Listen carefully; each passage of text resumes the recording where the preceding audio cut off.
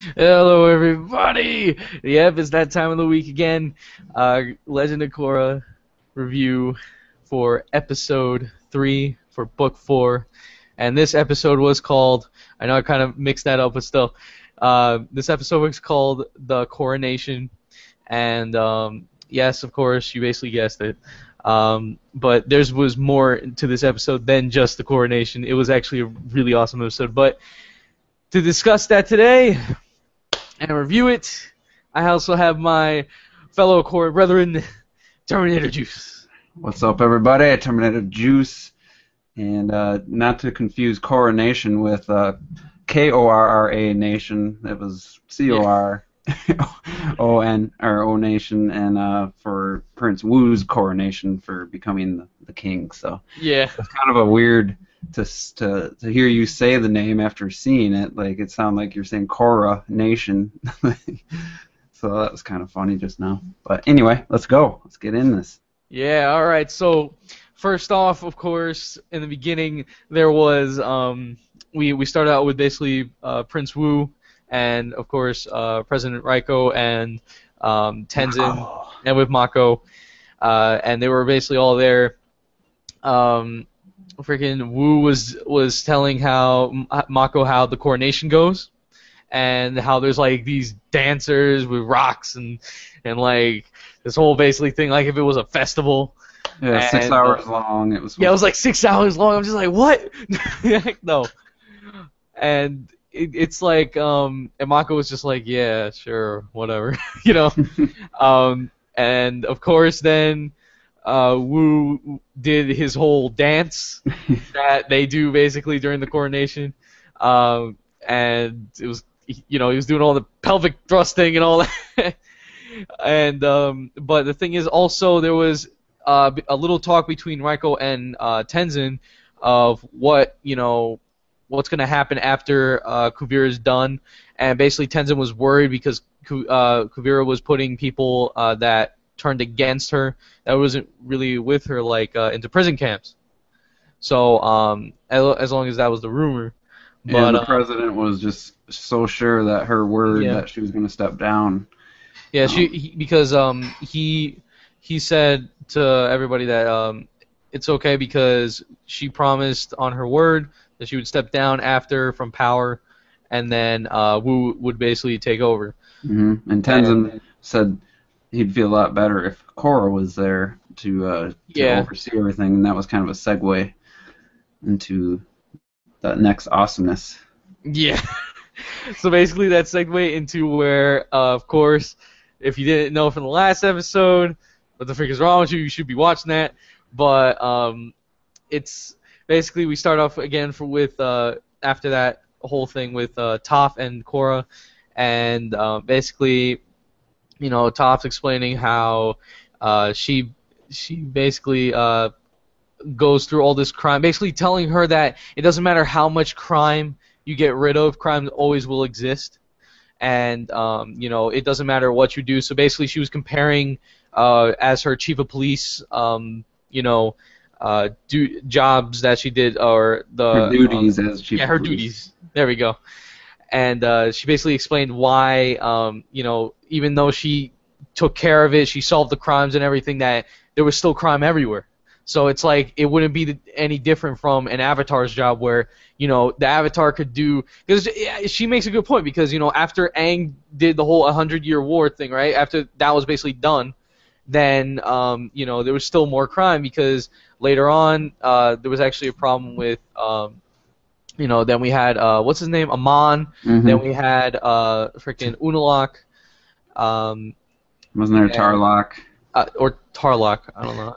There's God, it's so so many. weird.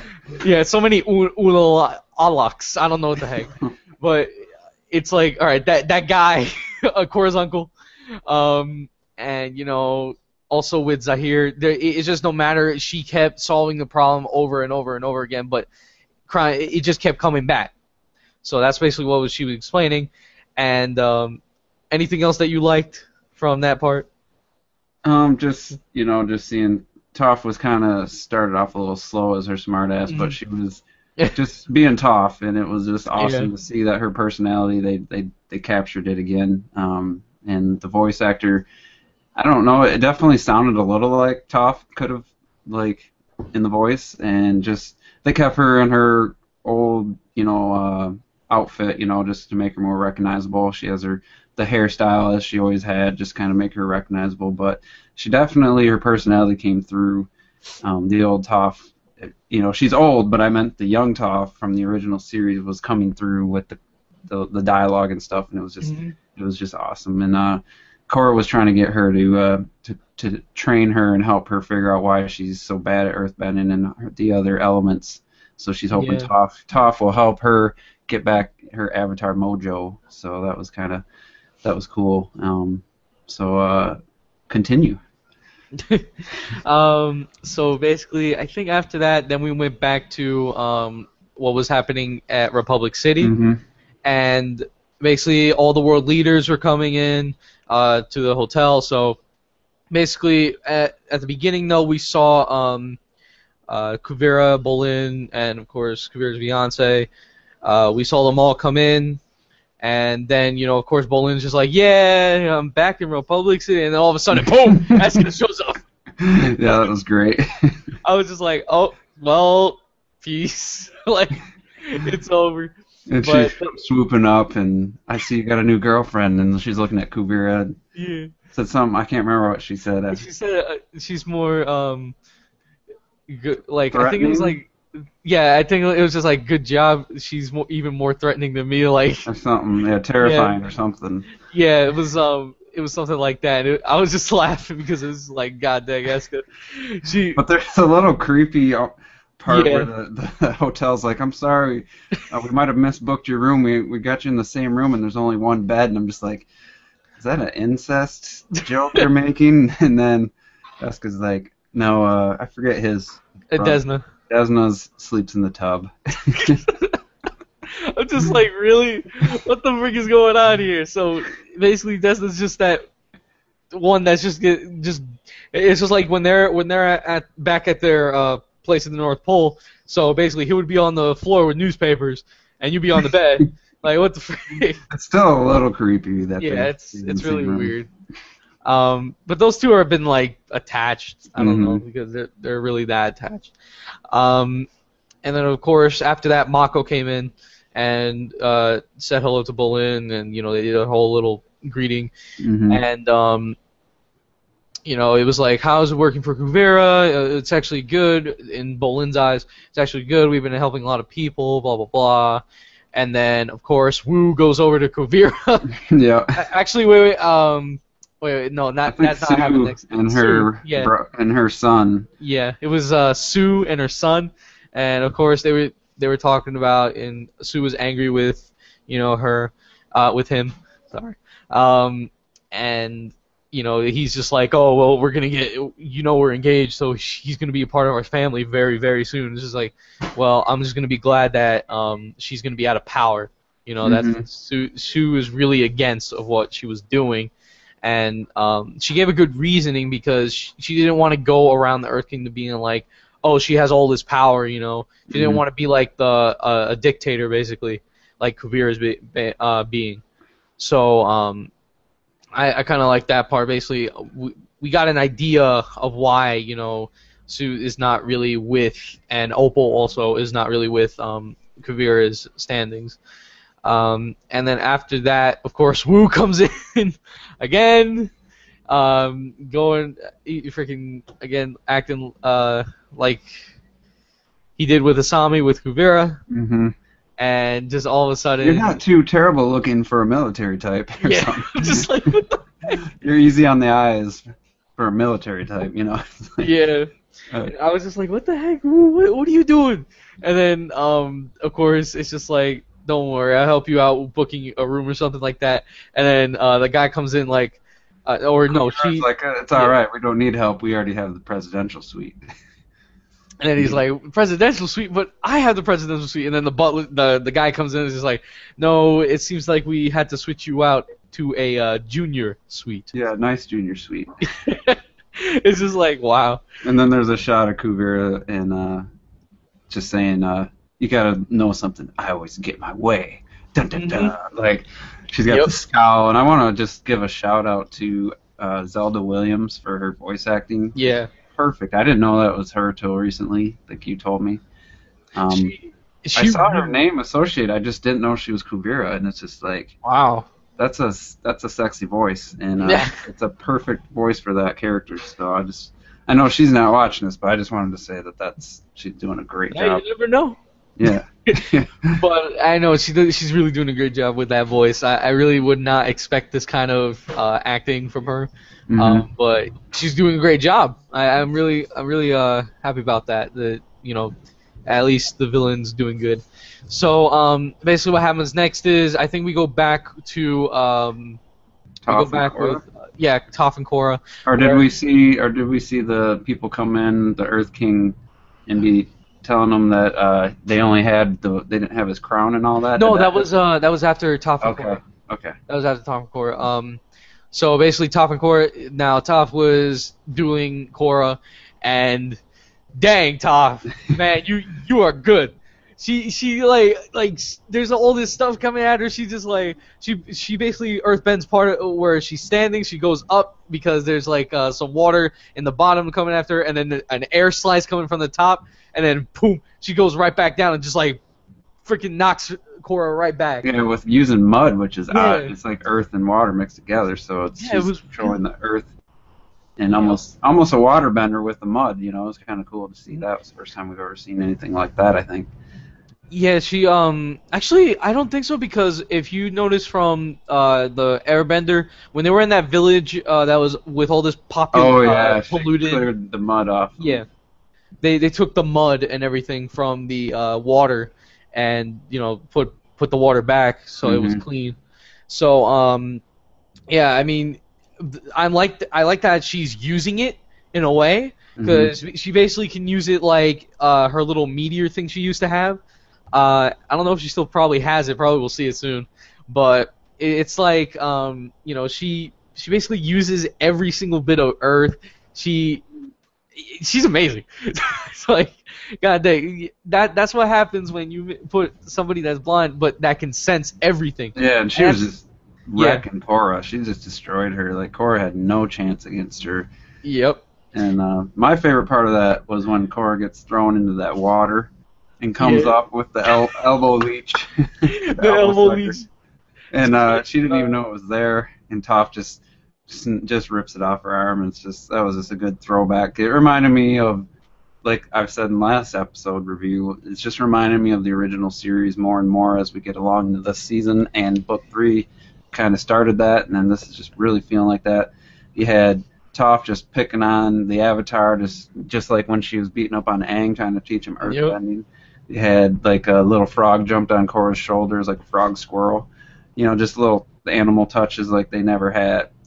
There was always some kind of animal or something in the original series that just for a good little laugh or something. So they're getting back to that, and just Toph and her sassiness it was just great. It was awesome. I watched it 3 times already. I had to too. It's just like every single time I see it, she acts like her old self. When we saw the flashback, she really wasn't acting like her old self because she was like she was the police unless she was around Aang or probably any of the friends. But now she's basically like she's basically just like her younger self but old. Mm-hmm. Which is nice. I like it. It really put a really lot of references to Airbender. Mm-hmm. I really like that. And also what she pointed out is why she loves the swamp is that she basically can see everything that is connected to the swamp, which is basically the whole Earth. And she can basically see Sue and Lin and all the stuff that's been going on. So I think she knows what's going on. It's just I don't think she really wants to get involved because she really doesn't want to really get frustrated again. But I think there's going to be a point where Kuvira is going to probably attack the swamp, and Toph is going to get pissed off from that. So there probably is going to be something like that. Yeah. And she also did mention that she was fighting swamp benders. Mm-hmm. It was really cool. And then it kind of ended with her and Korra walking, and Toph just kind of gloating about how being an old woman, she just kicked her butt, and she said if she was her in her prime, she would have destroyed her or something like that. And then Korra was like, I can't figure out why I'm a step slow. Why can't I do this? And then Toph was like, it's probably that metal in your blood, holding you back. And Korra didn't realize that some of that poison, that mercury or whatever we think it is, still in her blood. And so that was kind of interesting. That gives us a little bit more of a reason why Korra's so inept at bending and stuff. Right? Still, it's not just mental. So there's actually some physical, something that's interfering. So that was kind of a little piece to that puzzle. Yep. It's it's really now basically she knows what is really going on because the poison's still there doing something. So it's giving her like the images of the Avatar state and all that. So that really basically now we know how the problem's going to be solved. Probably she's going to bend it out herself. I don't know. Because Toph was trying to bend it out, and Korra just kept squirming and freaking out. So I think that scene ended with Toph telling her to basically she's going to have to bend the poison or the metal out herself if she ever wants to get better. And then there was that scene where Toph basically is saying she doesn't want to get the metal out because she wants to have an excuse to not be good at being the Avatar, So she's kind of told Korra, it's like you knew it was there subconsciously, whatever. You knew you had a problem. You just didn't want to face it because you want to have that excuse to not be a good Avatar or not be the Avatar anymore. So that's kind of a deep thing for the show. I wasn't expecting anything like that, so that was pretty cool. I mean, Toph really, dang, I would not expect that, from her, but it's really cool that at least we get to see more, and we did see more of her and all that. So basically now it goes back to Republic City, of course. We're there, and all of a sudden, the coronation have no, not yet. What are they called again for the Earth Kingdom? I forget who the three representatives that were going to do the coronation. They told Wu that most of the stuff had been stolen, the crown, everything. Yeah. And all they had was this royal gem, and it was an earring from the queen or whatever. And they said, well, look at it, think of it as a brooch, the royal brooch. And then he was kind of disappointed, but then it kind of cut to the presentation. They just cut right to the chase. He was getting the brooch put on, and they showed Zuko was in the crowd, his daughter. None of them had any dialogue, though. It was just, they were just having a shot. And then he gives Kuvira the Kyoshi Medal of Honor or whatever, and kind of gives, I thought it was kind of a nice thing of him to do. And then she says that she wanted to make a speech or whatever. And I'll let you recap what she said. Oh yeah, so basically she said that now basically she's making an Earth Empire, and of course she's gonna rule it, and if anybody crosses the borders, they'll be crushed. And at the same time, she crushes the Kyoshi Medal of Freedom. Now look at that for a second. Medal of Freedom. Yeah. Crushes it. So basically, the Earth Kingdom is not really gonna be free of choices. Like here we can like say, oh, I don't like the government, right? But there, if you say that, probably you're going to be thrown in prison. Yeah, and it basically sounds like they're going to close the borders, and the Earth Empire, the Earth Nation's dead, it's the Earth Empire, and they're going to do things their way, and basically closing the doors and the borders to anyone, like any diplomacy or anything, basically. And I was like, she's in Republic City. I'm not exactly sure if that's still in the Earth Empire, because they haven't really shown where that's sitting, but I'm guessing it's part of the Earth Empire. So is she gonna take over Republic City? I don't know, but it's like, I don't think so, because I think Republic City is now its own thing, and it has like its own kind of border. So but she like made that speech, and then just like there's no one there to say no. Yeah, right. No one to stop her right then and there. I was like, what the heck is going on? She's like walking around the hotel afterwards. It was a little weird, but anyway. The way though I think of it, because remember what Varric said is, and that's on to the next one, is basically what Varric said is like they can't do anything because the Earth Kingdom basically has all the metal and everything. So if they even try to do something, we can just cut off the supply and all that. And it was like, dang, they really do have control, because metal right now in that time is really playing a role in technology. And that is another word that really I was never used in Avatar. Never. Because Kuvira said that they're gonna grow through technology and something else, and so that was. But then there was a little bit of repercussions. They had Bolin and Mako kind of having an argument. Who did Kuvira have it? Did she have a standoff with him? Yeah, yep. About their metal city in I can't quite remember how that went. I think you recapped it for me last night. She basically, Kuvira said basically like, you should have done this. It was like all that, and then Sue was like, no, because I would have been like basically like a dictator, like you, and I will never, turn Zaofu, and something like that. We will never be a part of this. And she basically threatened. Kuvira basically threatened the Zaofu. So there will be a showdown. There will be a showdown. What happened next? I just watched the damn episode, but I know, right? Basically, what happened next? I remember Mako and Mako and Wu. We're gonna try to get to this. Mako and Wu, basically, they're in the room, and then all of a sudden, Bolin opens the door. Of course, Wu's upset that what happened during the coronation. Yeah. But then Bolin knocks on the door. Mako goes out to say, "Hey, how's it going?" But they were also discussing about what was going on with Kuvira, and all this stuff basically just went haywire. It's like now they're separate. I'm surprised that Sami did not have a role. Yeah, she wasn't even in that episode, which is odd, but. Yeah, she's like, oh, I can't wait to see everyone again. It's gonna be great to have that. But where were you?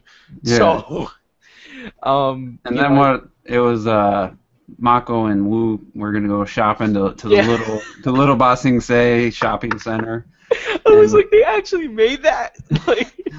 And they ran into like a mob of people buying Kuvira shirts, and Wu threw some kind of smoothie. Smoothie or something, so they had to like duck and run from a mob of people. And that scene where it was like the Earth Kingdom temple, but it was a restaurant, and Wu's just like losing his mind. He just busts in there, knocks over food from the waiters, and rips a little kid out of the throne chair, and like just starts pouting.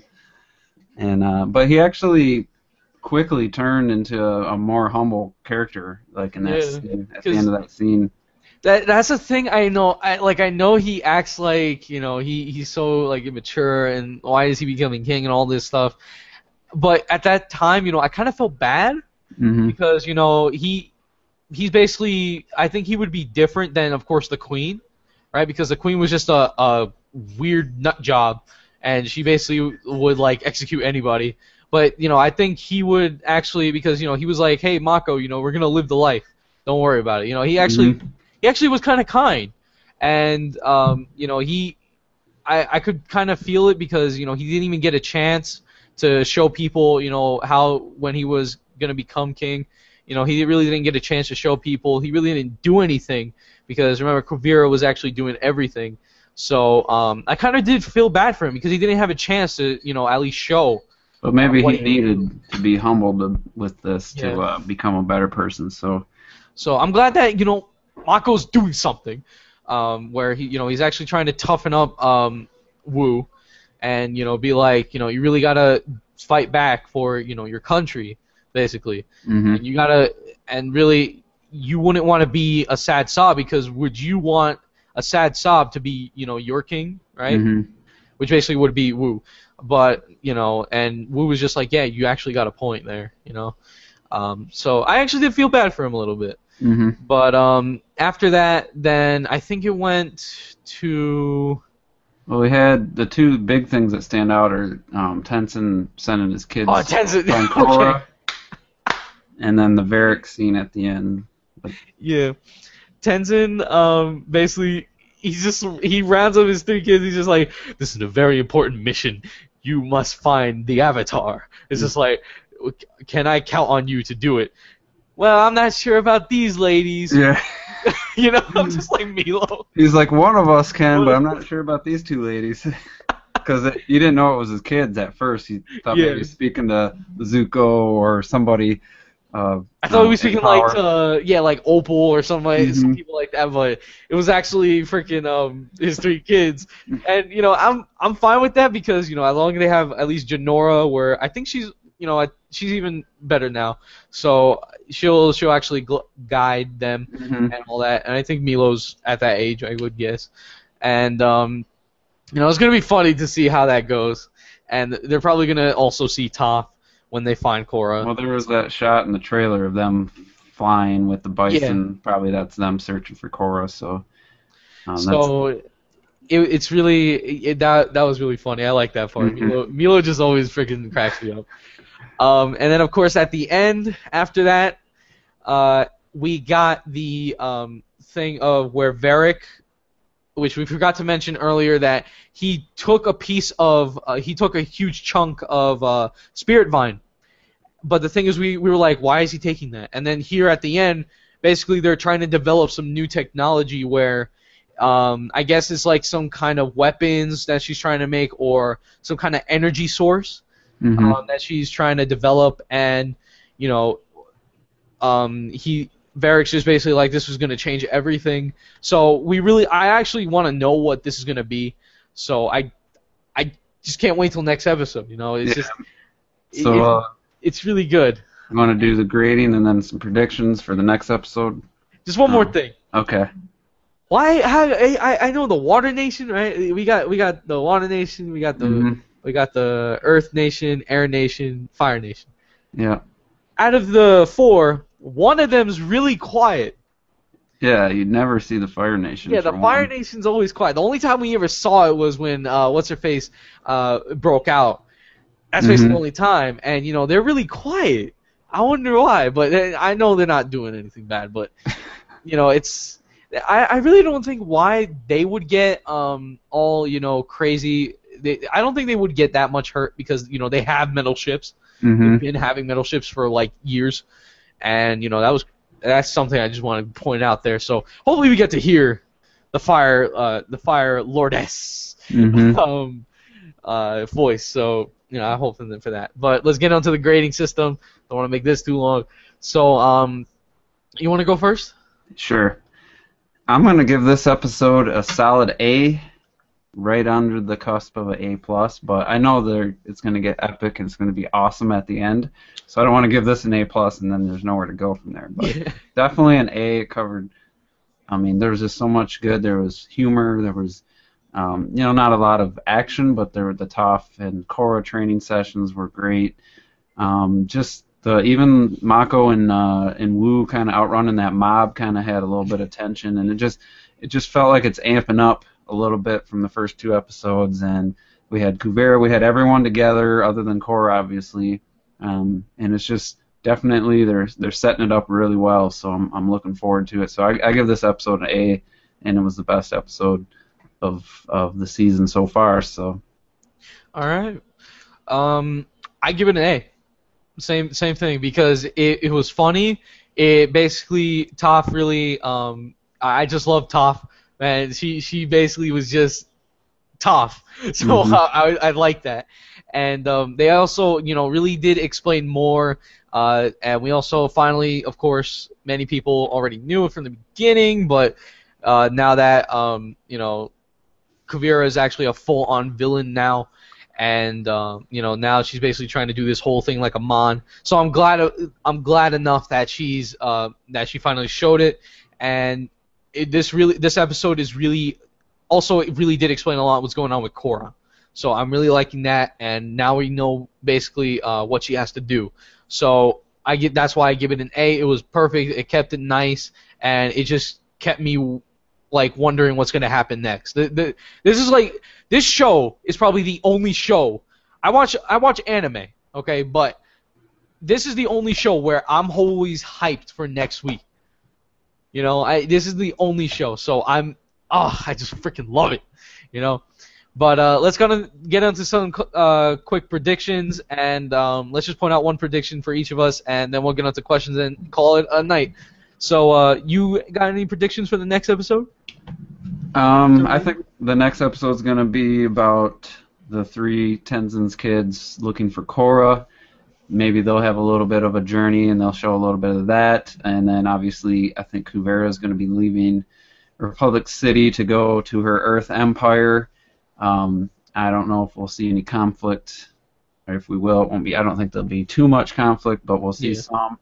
And then, just looking at the trailer and stuff before the book 4 started, they showed shots of Mako and Bolin and Asami and Korra, like, in Republic City, look like fighting crime or battling with somebody. So I don't know if that's going to be in this episode, but I have a feeling Korra's journey is going to get closer to Republic City, or, by the end of this episode, I expect her to be on her way to reuniting, getting in with the main storyline and all that. By the end of this episode, I would expect that to be like the hint, or the little sneak for, whatever they do at the end of episodes to get you in. So then we'll see a little bit about the Spirit Vine stuff probably too, but that's what I'm expecting. All right. For me, I would have to say I'm gonna go with, like, the next episode. Of course we're gonna see where Jinora, Milo, and I always forget her name. Iki. There we go. What they're doing, and that they're finding Korra, and also I think we're gonna see where Korra leaves the swamp, or at least Kuvira is next to that little town by the swamp. Well, I did want to say one thing that reminded from the trailer. They show the Sky Bison getting wrapped up with vines, and I'm guessing that's Tenzin's kids and the bison they're flying on. So they might find Korra first, or maybe they're just behind her. Maybe they just miss her. Yeah, that's true. So I'm definitely going with the whole, like, Kuvira versus Korra. Because remember, there's that thing where all the soldiers are on the sides, and it was just Kuvira and Korra, basically, as I could tell from that trailer, that were fighting. So I'm hoping that happens next. If not, that probably will happen for the next episode. But yeah, I'm really hoping they explain more about what Varric's doing, especially, because that's actually intriguing. Are they trying to actually make some kind of, like, nuclear kind of thing, I guess, with Spirit Vines? I don't know, but hopefully they explain that stuff. I'm really hoping they do that for the next one. So yeah, that's basically the predictions here. So let's get on to some Q&A. I know we got some here. And then we'll call it a night. Alright, so first one, Anderson Archula.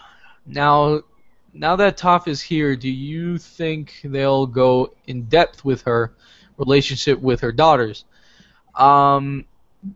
I think that was already explained, like, around book 3, because they actually explained how Toph was basically, she loves her daughters, but they always were causing her trouble and everything. So it was basically just a regular family relationship where everybody's mad, but at the end of the day, you always love each other. So it's basically. Not to answer his question, I mean, you answered his question, but I think they will have a reunion with Toph's daughters. But we haven't seen Lynn in a couple. I don't think we saw her. Have we seen her this season yet? I'm trying to think. Lynn, yeah. We saw her in the beginning. Okay. I don't remember seeing her in the second episode. Was all about Korra, so she was. She would have been in the first episode. So yeah, I think they'll have a reunion with the Beifongs. The original Beifong. The original Beifong's going at it. Oh, that would be great. Alright, so another one we have from Dragon Swords 15. I also watched Legend of Korra and watched the latest episode. And how did Toph get short? She wasn't. I don't know. I don't think she was tall to begin with. I think she was. She was like that. She was basically woman tall, basically. She got taller and slender, but I don't think she was ever that tall. Because even when she was standing next to Aang in those flashbacks in Book 1, she was still short to compared to him. But she got short too because she's old. I don't know if he knows this, if Dragon Sword knows this, but old people actually get shorter they hunch over. If she was standing upright, she'd been taller, obviously, but Yeah. So, that basically answers it.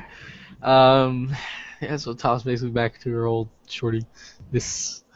Another question to Anderson. Kuvira seems to be like Chin. the Conqueror. Oh, Chin the Conqueror. Oh, I think I remember. Who's that again? Frig? He was the one that Kiyoshi separated. Oh, He yeah. fell. Oh, yeah, that's right. That was Stubborn. actually a funny moment. Yeah. Even though he did die, but that was funny. I'm sorry, but he's just like standing there like, Mhm. and then falls right. Mhm. But yeah, Chin the Conqueror, and is also doing what Sozin tried to do. That, along with Top's speech, do you think Book 4's lesson will be that history will always repeat itself? Now, here's the thing.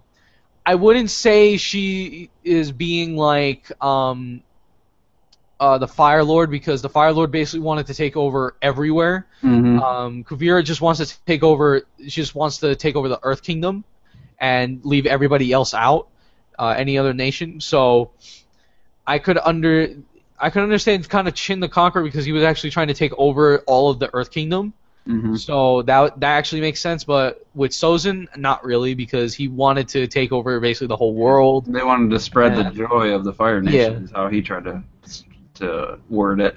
Yeah, he wanted to spread basically the prosperity. traditions and Yeah. everything.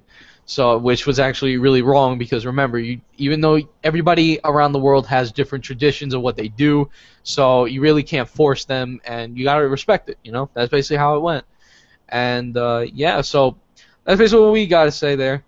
And I know Dragon Sword, you have another one, but that's not related to. I'm gonna Korra, answer so that though. I'm gonna if say you want to no. answer, go for I'm it. gonna say no and no.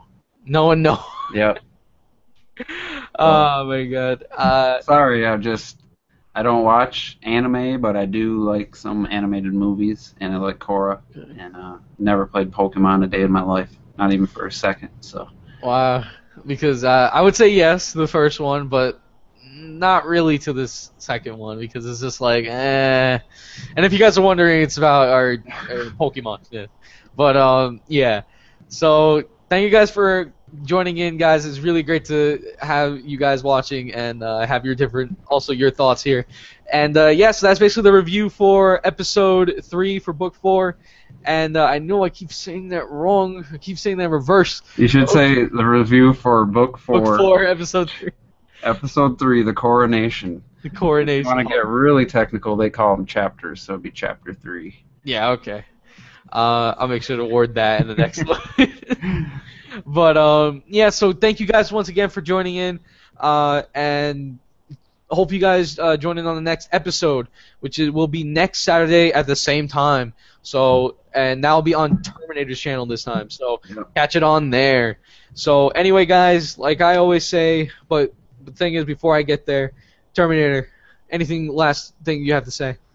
I just want to say again, thanks people that watch this. We upload these videos on both our channels. So if you came to this from Mega Gamers, if you follow Terminator Juice, which is me, I'll have next week's review, and we're going to alternate. And yeah, this season just makes me, especially now with Toph's in it, just makes me want to go back and watch the original series all over again for the 6th time, because I've seen it 5 times all the way through from beginning to end, and it's just really captured the essence of The Last Airbender with this book. So if you're watching this, I wonder if you feel the same way, and it's just been great so far. I can't wait for the next episodes, and yeah, catch us on the next review next Saturday. Looking forward to it, and it's gonna be a little tougher because Bayonetta will be out, but we'll still find time. We'll still find time. We'll manage. Don't worry. We'll manage. But yeah, so guys, thank you guys once again for joining. And like I always say, don't lose your way. Don't be afraid. Just game till the end, especially with the Korra game coming out this Tuesday. So watch. I'm gonna have a bunch of stuff for that, and I think Terminator will also too. So catch on for that. Trust Yeah, we me. can even talk a little bit about that maybe Yeah. next week. So Definitely. I think we'll have a review of the game too. Why not? all right, So yeah. So hopefully you guys catch on to that. So once again, see ya. bye.